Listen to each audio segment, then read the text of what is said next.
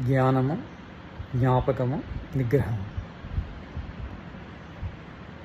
జ్ఞానము జ్ఞాపకంలో ఉండాలంటే జ్ఞానాన్ని బాగా ఆర్జించాలి.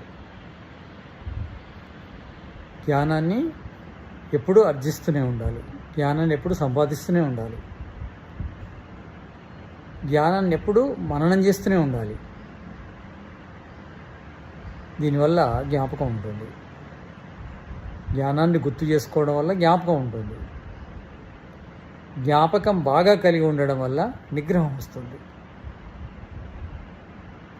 జ్ఞానము సంపాదిస్తుంటే జ్ఞాపకం పెరుగుతుంది. జ్ఞాపకాన్ని సంపాదిస్తుంటే నిగ్రహం పెరుగుతుంది. మామూలు జ్ఞానం వల్ల అంటే ఒకసారి